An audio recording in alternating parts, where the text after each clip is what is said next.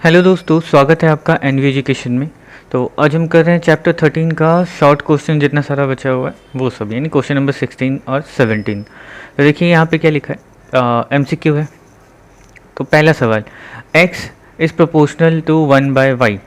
तो यहाँ पर ऑप्शन में कौन सा सही होगा? तो यहाँ पे जैसे दिख रहा है क्या है कि x प्रोपोर्शनल है 1/y के, यानी कि अगर मैं स्थिरांक लूँ यानी x बराबर k 1/y करूँ तो यहाँ पे क्या हो जाएगा एक्स वाई इक्वल टू के, यानी ये स्थिरांक बराबर x इंटू वाई। तो ऐसा ऑप्शन कहाँ है? तो डी में है, तो ये सही होगा। अच्छा next, x is directly proportional to y हो तो देखिए x डायरेक्टली प्रोपोर्शनल y हो तो मतलब क्या है कि x जैसे बढ़ेगा y भी वैसे ही बढ़ेगा, x अगर कम होगा तो y भी कम होगा, यानी x में जो बदलाव होंगे y में भी वही बदलाव होंगे। तो यहाँ पर देखिए पहले में क्या लिखा हुआ है एक्स स्क्वायर वाई क्यूब, ये होगा नहीं क्योंकि दोनों पे एक जैसा नहीं है, यहाँ पे भी सेम यहाँ पे भी सेम, तो यहाँ पे दोनों में एक जैसा है, यानी एक्स स्क्वायर भी हो रहा है इधर भी स्क्वायर हो रहा है, तो ये ऑप्शन ठीक होगा। नेक्स्ट यहाँ पे तो x प्रोपोर्शनल y है, अब y जब 8 हो x क्या होता है 2 होता है, तो जब y का वैल्यू 16 हो तो x का मान क्या होगा? तो देखिए यहाँ पे क्या है, वापस से प्रोपोर्शनल है, यानी कि x जैसे बढ़ेगा y भी वैसे ही बढ़ेगा। तो यहाँ पे देखिए y में कैसा चेंज आया है कि y 8 से 16 हो गया, 2 गुना हो गया, तो x भी क्या होगा 2 से 2 गुना हो जाएगा, यानी कि 4 हो जाएगा। ठीक है। अच्छा यहाँ पर इसको थोड़ा सा सॉल्व करना होगा। ये क्या है, x प्रोपोर्शनल y स्क्वायर है, तो x बराबर k y स्क्वायर लिख सकते हैं। अब यहाँ पे क्या बोला है, जब y 4 है तो x 8 है, तो यानी कि यहाँ पर x जब 8 है बराबर k का मान निकाल लेते हैं, y क्या है 4 स्क्वायर, तो यहाँ से k बराबर क्या हो गया 8/16, यानी कि 1/2। तो k बराबर 1/2, वापस से इसको यूज़ करते हैं, यानी कि x इक्वल टू के वाई स्क्वायर, तो x बराबर, अच्छा वैल्यूज़ रख दो, x यहाँ पे 32 है तो यहाँ पर 32 रख देते हैं, तो 32 इक्वल टू k हो गया 1/2 इक्वल टू वाई स्क्वायर। तो यहाँ पे 2 से करेंगे इसको गुना, तो ये हो जाएगा 64 इक्वल टू वाई स्क्वायर। अब y बराबर क्या होगा √64, जिसका वैल्यू क्या होता है 8 होता है, तो यहाँ पर y इक्वल टू क्या होगा 8 होगा। ओके। अच्छा यहाँ पे यदि y minus z equal to x हो और z minus x equal to मतलब प्रोपोर्शनल 1/y और y minus x minus y proportional 1/z हो, तो तीनों परिवर्तन स्थिरांक का योग कितना होगा ये निकालना है। तो एक एक करके तीनों का वैल्यू निकाल लेते हैं। तो यहाँ पे 5 नंबर जो है वो क्या है कि y minus Z proportional 1/x। ठीक है, तो यहाँ से हम क्या लिख सकते हैं कि y minus z equal to k1 into 1/x। तो यहाँ से k1 का मान क्या हो जाएगा, क्रॉस मल्टीप्लाई, यानी कि x y minus x z. ठीक है, ये पहला हो गया। दूसरा क्या दिया हुआ है z minus x proportional 1/y, तो सेम यहाँ पे z minus x equal to k2 ले लेते हैं 1/y। तो यहाँ से k2 का मान क्या हो जाएगा कि yz माइनस एक्स वाई। तीसरा कि x माइनस वाई एक प्रोपोर्शनल 1/z, तो ये हो गया x minus y equal to k3 1/z। तो k3 का मान x z minus y z. Okay, या क्रॉस मल्टीप्लाई कर रहे हैं बस। अब तीनों परिवर्तन स्थिरांक का योगफल कितना है, तो मतलब k1 plus k2 plus k3 equal to क्या होगा वो पता करना है। तो k1 plus k2 plus k3 equal to k1 का value x y minus x z plus k2 का value y z minus x y और k3 का value x z minus y z. अब देखो यहाँ पे x y plus x y minus ये cut गया, x z minus x z plus ये कट गया, y z plus minus cut गया, यानी कितना आया 0। तो हमारा आंसर क्या हो जाएगा यहाँ पे ऑप्शन ए 0। ओके, अब देखते हैं अगला बी नंबर 16 का ही। यहाँ पे क्या बोला है, सत्य या असत्य, मतलब सही या गलत वो पता करना है। तो यहाँ पर देखिए क्या लिखा हुआ है, y प्रोपोर्शनल 1/x। अब मैं इसको किसी भी तरह से सॉल्व करूँ तो यहाँ पे y/x नहीं आ सकता। कैसे नहीं आ सकता, तो देखिए y equal to k 1/x ऐसा करना होगा। अब यहाँ पे k का वैल्यू क्या हो जाएगा, एक्स वाई इक्वल टू के, मल्टीप्लाई कर रहे हैं तो हमेशा इन दोनों का गुणनफल जो है वो स्थिरांक होगा, ना कि इन दोनों का भागफल स्थिरांक होगा। तो यानी कि ये क्या हो गया, ये स्टेटमेंट गलत है। अच्छा, यहाँ पर देख लो, ये तो सिंपल सा है ना कि x प्रोपोर्शनल z और y प्रोपोर्शनल z, तो दोनों में z कॉमन है। तो यानी कि z किसके प्रोपोर्शनल है, x y के प्रोपोर्शनल है z। ठीक, तो ये सही है, पहला गलत है, दूसरा सही है। नेक्स्ट करते हैं, यहाँ पे रिक्त स्थानों की पूर्ति करें। तो यहाँ पूछा क्या है, चलो सिंपल सा है, x किसके प्रोपोर्शनल है, तो x प्रोपोर्शनल यहाँ पे 1/y दिया हुआ है, तो x इक्वल टू क्या लिख सकते हैं, k1/y, ठीक है। और यहाँ पे y प्रोपोर्शनल 1/z है, तो y इक्वल टू क्या हो जाएगा, k2z।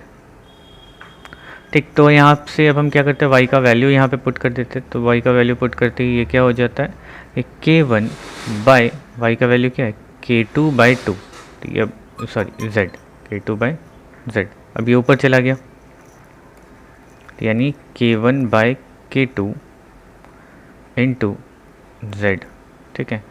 k2/z को क्या करेंगे, z/k2 लिखेंगे। तो ये वाला पूरा का पूरा पोर्शन क्या है, स्थिरांक है।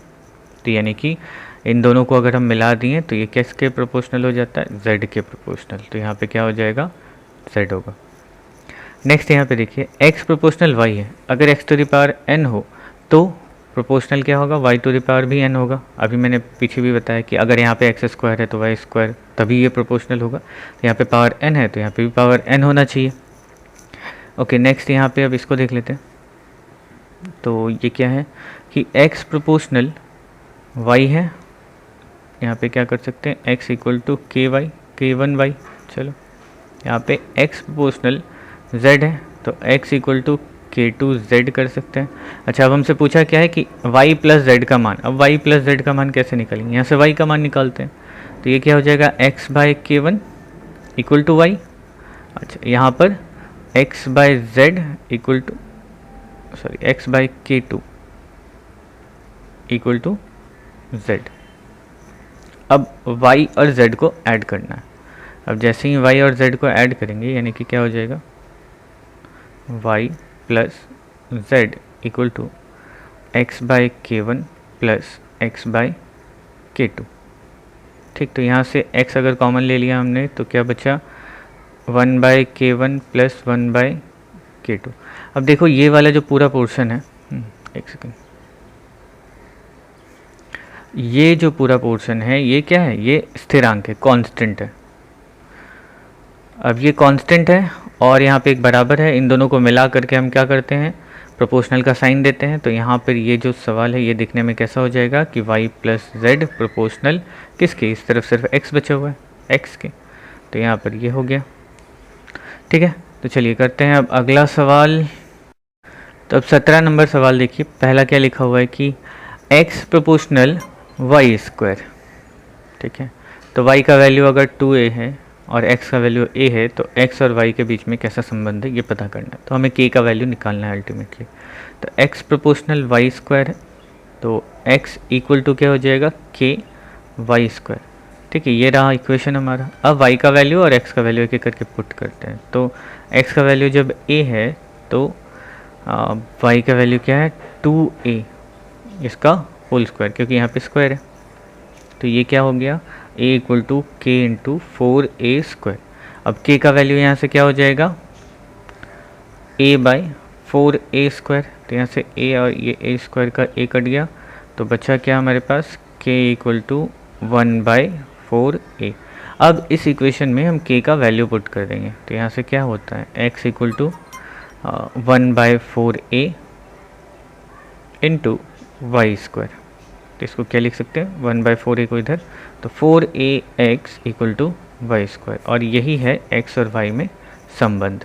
ठीक है, नेक्स्ट तो x proportional y proportional z और z प्रोपोर्शनल x हो तो तीनों शून्य परिवर्तन स्थिरांकों का गुणनफल कितना होगा ये पता करना है। ठीक है, मतलब जो कांस्टेंट आता है तीनों का उसका गुणनफल कितना होगा हमें ये पता करना है।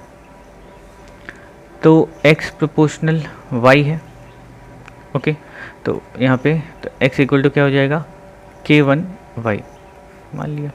चलिए, तो यहाँ से k1 इक्वल टू क्या हो जाएगा x बाई वाई, एक निकाल लिया हमने, दूसरा ऐसे ही दूसरा भी निकालेंगे तो y प्रोपोर्शनल z, तो y इक्वल टू k2z और k2 equal to y by z। तीसरा भी ऐसे ही, तो z प्रोपोर्शनल x, तो z equal to k3 x, तो k3 equal to z by x।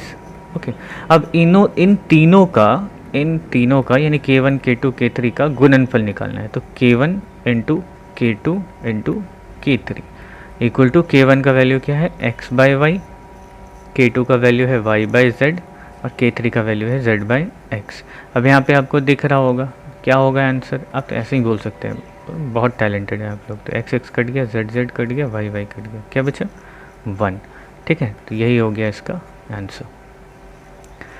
Next अगला, तो यहाँ पे क्या है, अच्छा सरल समानुपात है या व्युत्क्रमानुपात है x और y, ये सवाल हमने अभी किया था, है ना, शॉर्ट क्वेश्चन में जो MCQ वाला था।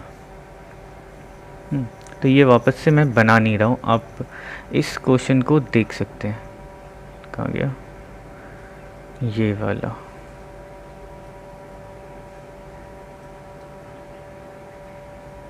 कहाँ है रे,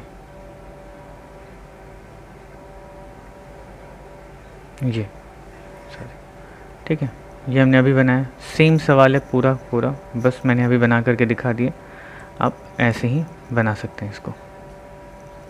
ठीक है, तो नेक्स्ट करते हैं अब। ओके, 4 नंबर क्या लिखा हुआ है, x proportional y proportional zx होने से z एक अशून्य स्थिरांक है, ये पता करना है। अच्छा, तो एक एक करके, तो x प्रोपोर्शनल क्या है yz है, तो x इक्वल टू मान लिया यहाँ पे k1 yz। ओके, अच्छा अब यहाँ पर दूसरा क्या हो जाता है कि y प्रोपोर्शनल zx है, तो y इक्वल टू क्या हो जाएगा k2 zx। ओके, अब एक काम करना है हमें क्या कि x का वैल्यू यहाँ पे पुट करना है, क्योंकि हमें z के बारे में पता करना होगा। ठीक है, तो यहाँ पर x का मान अगर मैं रखूँ तो क्या हो जाएगा y equal to k2 z और x के बदले में क्या आ जाएगा k1 yz। तो ये हो गया, y को इधर लेके चले आओ, ये वाला y यहाँ पे चला आया, तो क्या बचा यहाँ पे k1 k2 और z स्क्वायर। तो ये तो कट गया, बचा क्या यहाँ पे एक, ज़ीरो मत कर देना, तो यहाँ पे k1 k2 z स्क्वायर, तो k1 k2 इस तरफ चलाएगा, 1 by k1 k2 equal to z square. अब हमें z का वैल्यू चाहिए, तो ये क्या हो जाता है रूट हो जाएगा, स्क्वायर जब इधर आएगा तो 1 by k1 k2 equal to z। अब देखिए z क्या है, स्थिरांक ही है, z बराबर टोटल जो यहाँ पे हमने कांस्टेंट माना था k1 k2 1 रूट जो भी है, ये सब क्या है कांस्टेंट वैल्यूज़ हैं। तो z इक्वल टू इतना पूरा आया, और ये ज़ीरो कभी नहीं होगा, तो इसीलिए हम लिख सकते हैं कि z क्या है, z एक अशून्य स्थिरांक है। ठीक है, हो गया प्रूफ। नेक्स्ट यहाँ पर ये सिंपल सा सवाल है, क्या है कि b प्रोपोर्शनल a क्यूब दिया हुआ है और a की वृद्धि अगर 2:3 में होती है तो b की वृद्धि किस अनुपात में होगी ये पूछा है। तो यहाँ पे दिख ही रहा है क्या है कि b equal to k a cube. अब a का वैल्यू क्या है 2/3 है, ठीक है, 2:3 यानी 2/3, तो रख दो वैल्यू a की जगह पे उसका, तो k हो गया a क्यूब यानी कि 2/3 का होल क्यूब, तो यहाँ से b हो गया k इंटू 8/27। ठीक, बस हो गया ना, तो तो b इक्वल टू क्या हो जाएगा, k और 8/27। तो किस अनुपात में ये बढ़ रहा है, तो 8:27 में b की वृद्धि 8:27 अनुपात में